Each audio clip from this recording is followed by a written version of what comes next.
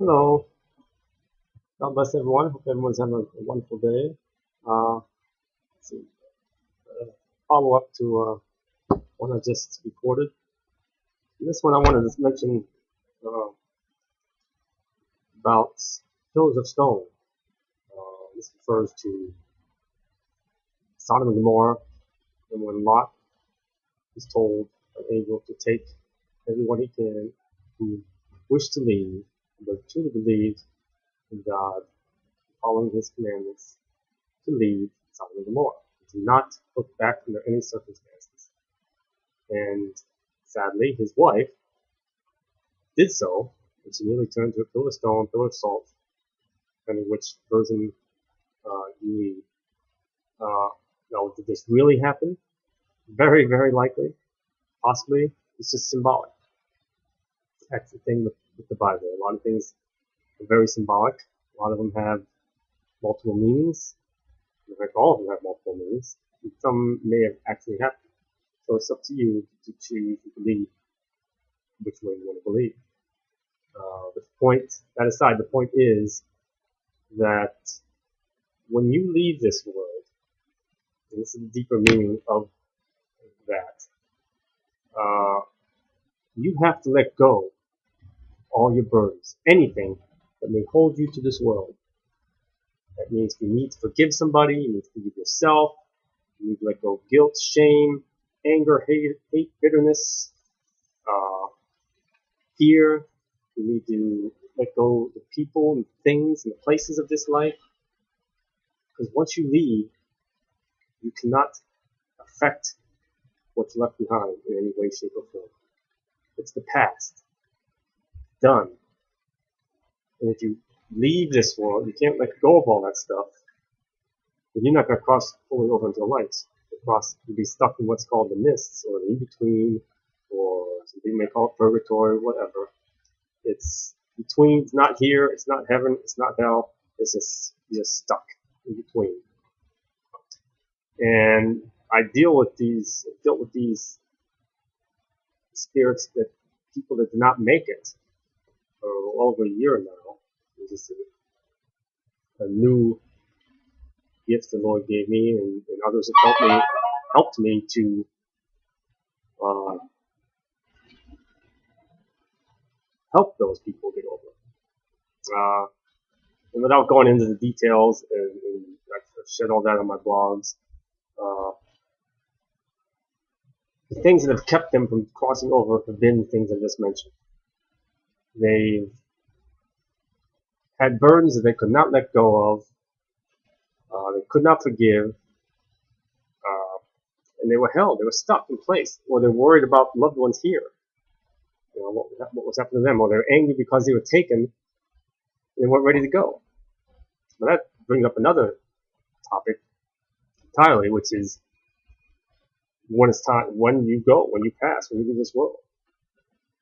So the Lord at conception, and there's no conception without the Lord. He puts, hold on, I'm gonna put my phone down. He has already predetermined how long you're going to be here. You know, our time on this world is a gift, and it's predetermined. Like, it's literally, like, he sets a cooking timer, and when that timer ends, you're done here. Simple as that. No matter who you are, where you are, what you're doing, how well you're off or how poorly you're off, it's your time. It's that simple. You know, people get mad about why they had to leave, why this person be taken from me. Young, old, unborn, very old, middle age. Simply comes down to it. The main reason is it's their time. Why the Lord chose a specific amount of time for them, that I couldn't say for sure right now. I'd be guessing. I don't want to guess. Uh, I can ponder a number of reasons, but I don't want to get into that right now. So, anyways, the burdens, you have to let them go. You know, it's best and easiest to let them go before you leave this world. Have all that stuff resolved and let go of, so that you can pass directly into the light. Otherwise, you're going to be stuck. But the thing is, The place where people have been stuck is going away. It's being cleared out. The angels are clearing it out now. They're clearing it out of all the darkness. They're hovering in there, holding these people there, getting them to hold on to them. They're kind of like terrorists today. They find these people that are young or in pain or angry or hurting, suffering. They twist them into something ugly. So it's the same thing. So you do not want to do that. You want to be rid of everything. And the spirits that are in this place now, they're being shepherded. They're being shepherded to what's called gateways, or basically a shortcut. It's kind of like fast track to the front of the line at Disneyland. Instead of waiting in this long line where judgment is, all the rest, you're being invited. You're being a gift to pass quickly, directly into the light. Or semi-direct, because what happens to them is once they can let go, they pass through this gateway, with this doorway. It's perceived in different ways, different people. They come to like a waiting area where they're cleansed and purified. They have loved ones waiting for them. Then they take to another doorway to the light. This is what I've been told through various spirits and messages. So again, they have to let go of those burdens. They haven't let them go. So that pertains to life in general. Basically what it comes down to is the past, the present, and the future. The Lord's told us to not look to the past. Put your hand to the plow, follow me, do not look to the past, do not look behind you. And who can gain one more day of the life by worrying about the future? He's told us all that. Just focus on the present. And when you focus on the past, you can't let go of the past, anything, whether it's an emotion, it's a physical thing, a physical place, a person, a memory. If you focus on that, you literally turn into a pillar of stone, stuck in one place, focused on what's behind you, unable to deal with what's going on now, and impossible to move forward into the future. That's the main lesson of Sodom and Gomorrah and pillar of stone. So let go of your burdens. What's past is past. The old saying, water under the bridge. You drop something down the bridge in the water, it's instantly gone. You can't do nothing about it. For those that didn't make it all the way, or if they did make it all the way to the light, they can't do anything. They can't change anything that's already happened. They can't change anything. They can't come back into this world to change it. So you have to let it go. Let it go. It's the past. So, that being said, again, if you have anything unresolved towards somebody else, about yourself, let it go. This ties back into forgiveness, which I've talked about before. Forgiveness is the key. The Lord, we don't ask for forgiveness and the Lord gives it. The Lord's giving it up front. That's why he said, I will make a new covenant with mankind. I'll remember their sins no more. Right there he's saying, I forgive you your sins. Plus Jesus sent his son later to take them all away. So he's giving that up front. That's like getting paid before you start working. And then going to do the job. He's forgiving you. Know that. Accept that. Believe that. Still ask forgiveness and say that you're sorry. That's just out of respect to him. And say give gratitude and thanks for that forgiveness. And it's given freely, in a way, that he wants something back in return before you can make it to the light.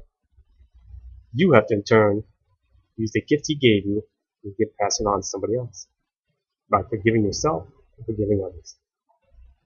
That's how you get to the light. And once you've done that, and let go of those burdens, you call out to Jesus, because Jesus, come into my heart. Fill in that void, that emptiness, that gap that's there from having let go of my burdens. When you do let go of them, you offer them up as your sacrifice. He doesn't want burnt offerings. He doesn't want dead animals slaughtered. He doesn't need money. God can make all the money he wants. He doesn't need it. That's why he said, give unto Caesar what is Caesar's, give unto God what is God's. God is spirit. He wants you to tithe. He wants you to sacrifice your burdens, your troubles, your worries. Just give it all up. your pains, give it all up. Take it, Jesus, so I can proceed forth to you and come into my heart and heal me. That's the key. Jesus is the way to the Lord. Forgiveness is the key to get through the gate. Use that gift. Use that key. It's a precious, precious gift. But the Lord is not going to force you. That's free will. It's always a choice. Always a choice. Those ones in between, the midst, giving this gift to get there quickly. Get rid of your burdens so you can get there quickly, directly. Or be in this long, endless line of everybody who's ever existed, whose names are written on the book list, who stand there in judgment. When they do get up there, they will be given a choice. They will account for their life. God already knows everything. They will be given a choice. And actually, you'll pull out of your own little treasure account in heaven all the good things you did, to weigh that on a scale against things you didn't do, or things that were bad. Then he'll give you a choice. Go to the light, you go to the dark. It'll be your choice. Choose to go to the light, forgive. You will forgive it. Not, you make the choice to go to the dark. Please, make the right choice. God bless.